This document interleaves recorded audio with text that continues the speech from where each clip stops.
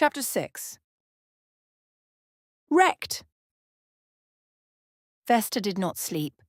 The house had gone quiet around her hours ago, settling into the soft creaks and sighs of old beams cooling in the night.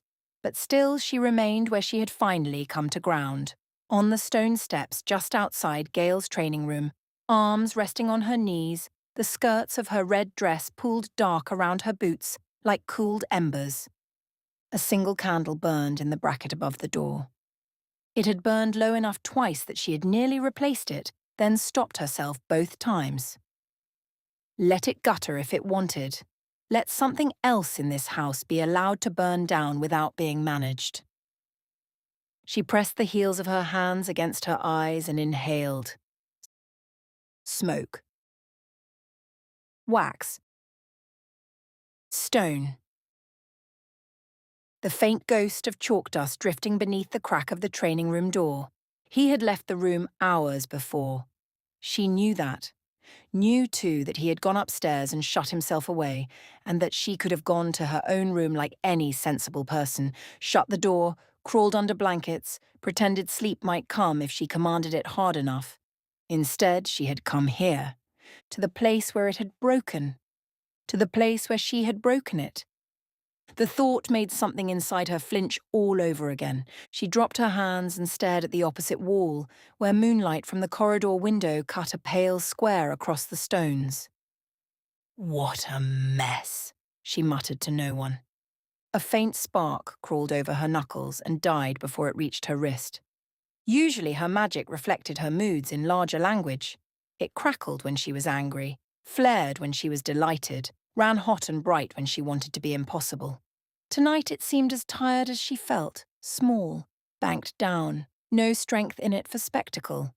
That, more than anything, unsettled her. She had always trusted the fire, even when people did not, especially when people did not. She had built her life around the one truth she could always count on.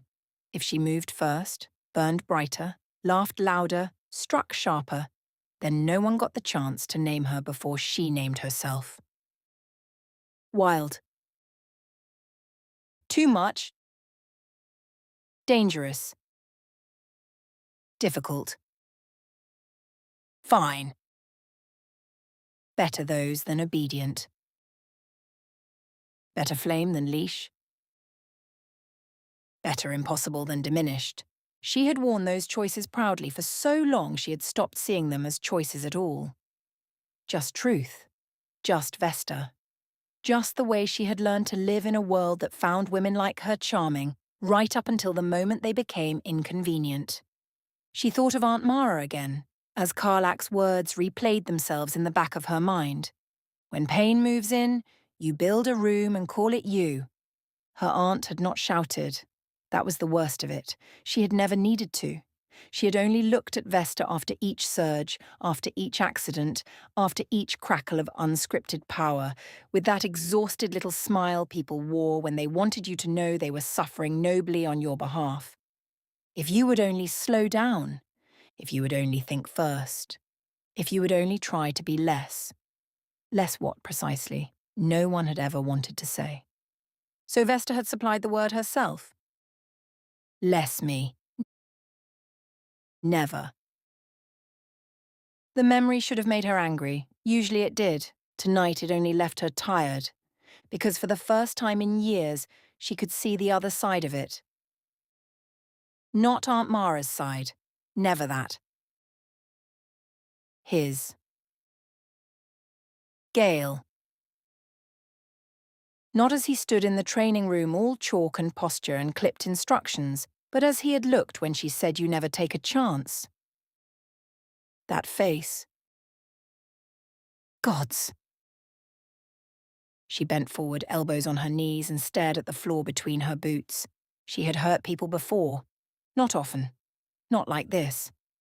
But enough to know the difference between irritation and injury. Between an insult that bruised the ego and a word that struck somewhere old and sacred and badly healed. She had seen it the moment his voice changed. No smugness, no professor, no carefully civilized edge. Just that quiet, terrible no. a denial so stripped of pretense it had sounded almost childlike in its hurt. She swallowed hard. "I know," she whispered to the empty hall. "I know." But she didn't. Not then.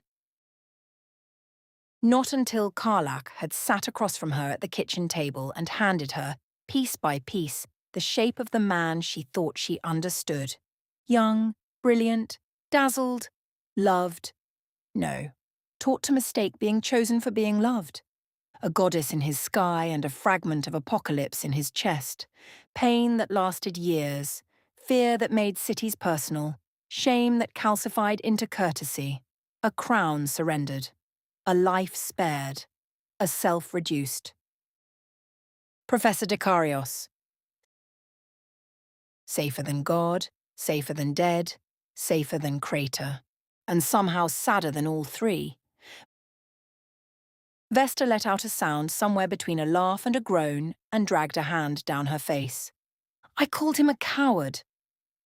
The hallway, in its rudeness, offered no reply. She had called him cautious as accusation, safe in the worst way, a man who had hidden behind rules because he feared living. Only now she understood the uglier truth.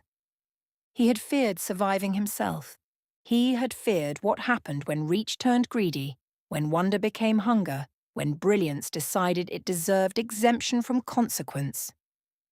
And because he feared that part of himself, he had not only buried the danger, he had buried the delight. That was what had wrecked her in the end.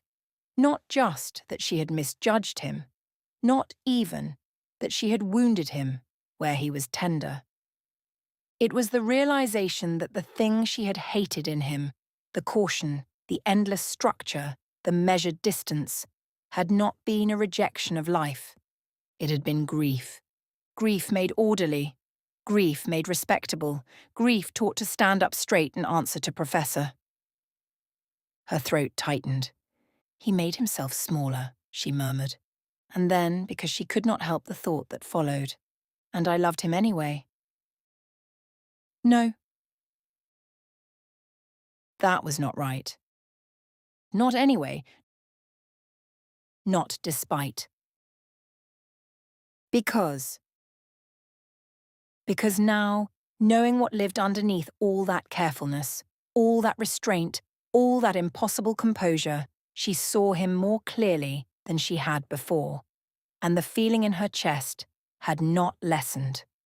It had deepened, it had become undeniable. "Oh, hells," she said softly. The words vanished into stone. She sat back against the step behind her and looked up at the ceiling as if it might explain itself. There it was then.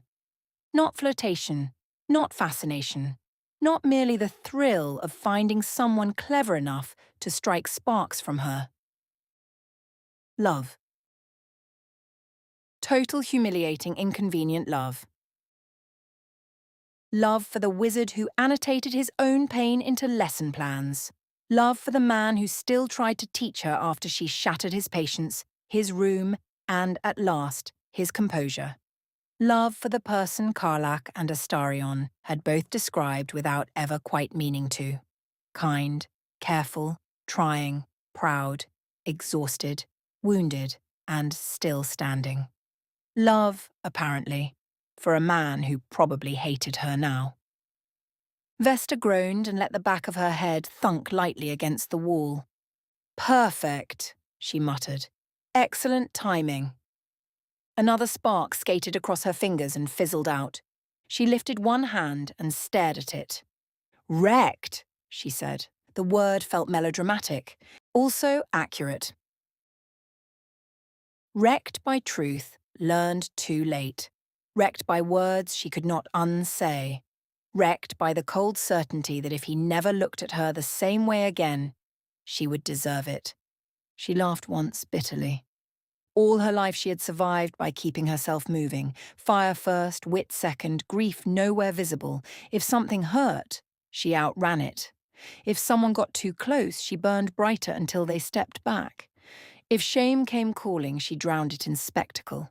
Sharp tongue first, burn bright, never let them watch you bleed. And now here she was, alone in a dark hallway, bleeding all over her own thoughts. She pressed her palms together between her knees and bowed her head. The thing was, she understood him now in a way she had not wanted to. Not all of him. Not the private rooms he had not invited anyone into. Not the exact shape of every terror. But enough. Enough to know that his armor and hers were cousins. He had built himself out of rules because rules did not explode. She had built herself out of flame because flame could not be held. Different armor, same storm. That was what Karlach had meant. That was why this hurt so much. Because in wounding him, she had also recognized herself. Not the details, not the history, the pattern. The building around pain and then calling it identity, the mistaking of coping for character, the conviction that if you relaxed even once, the whole ruin might come down around you. Vesta closed her eyes and she could still hear him. We are finished here. Not angry, worse than angry. Closed. She had heard doors shut before, in houses, in friendships, in the careful silences that follow after people decide you are too much work to keep loving. But this had been different. This had been the sound of someone pulling every vulnerable part of himself back behind the wall at once. And she had caused it. The old Vesta, the easier Vesta, the louder one, the one who could always find a joke sharp enough to save herself from sincerity, wanted to recoil from that. Wanted to say fine, then, and let pride do the walking. But pride, for once, felt very small. Healing, it turned out, looked nothing like winning. It looked like sitting still on cold stone while your own ugliness settled around you. It looked like admitting that you had been wrong. It looked like refusing the easy comfort of your usual defenses. It looked like not chasing him upstairs to force forgiveness out of him before he was ready to hear you. It looked like staying. Vesta opened her eyes again. The candle above the training room door gave one tired flutter. Beyond the corridor window, the black of night had thinned to deep blue. Not dawn yet. Close. She had hours ago told Karlach she would be there, that she needed time to process and figure out what she was going to say. The miserable truth was that she still had no idea. Not because words failed her. Words had never failed her. Because for the first time, the right words mattered more than the quick ones. She could not charm her way through this, could not tease it smaller, could not turn his pain into banter, and hope wit did the rest. If she wanted him to hear her, she would have to do something she had spent years avoiding. Tell the truth without hiding inside performance. No armor, no fire, no cleverness. Just him, just her, just the wound between them and whatever could be built if he let her stay near it. The thought terrified her. Good, she decided after a moment. It should. She drew her knees up and wrapped her arms around them, staring at the door to the training room. The place where they had begun. The place where they had broken. The place where, if she was very lucky and very honest and very patient, something new might still be salvaged. The corridor brightened by slow degrees. Somewhere below, the first servant in the street outside called the hour. Somewhere inside the house, floorboards murmured as old wood adjusted to morning. Vesta rose before she could think better of it. Her legs protested the night on stone. She ignored them. She smoothed her skirts down, pushed a hand through her hair, then laughed under her breath at the pointlessness of trying to make herself look less wrecked than she felt. Footsteps sounded at the far end of the hall. Measured, light, familiar. Her pulse kicked once, hard enough to hurt. For the briefest second she considered fleeing, then she stayed exactly where she was. No armor, she reminded herself, no running. She lifted her chin as Gale came into view, pale morning catching at the edges of his blue robes, his expression unreadable until his eyes found her waiting outside the training room door. Vesta's breath caught. Softly, before she could stop herself, she said his name. Gale?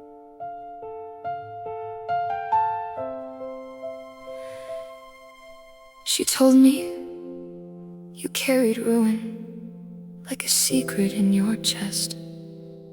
Smiled through fear, stood up straight, called surviving, doing best.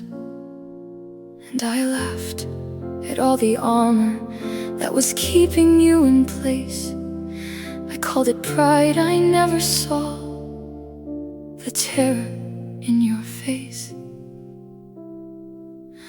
I called your caution cowardice, I called your order shame. I thought I knew exactly who you were, I never knew your pain. Wrecked by truths I learned too late, wrecked by words I threw at hers, wrecked I struck the scar not knowing where it lived or what it's worth.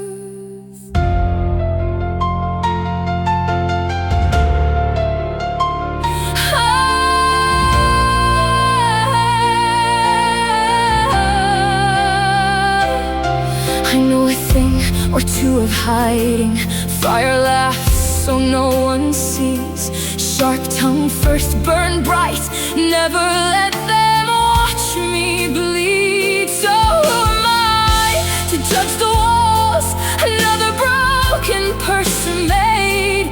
Different armor, same storm, just worn a different way. You said, we are finished. I heard the door inside you close. Now all the heat I used to carry only leaves me cold.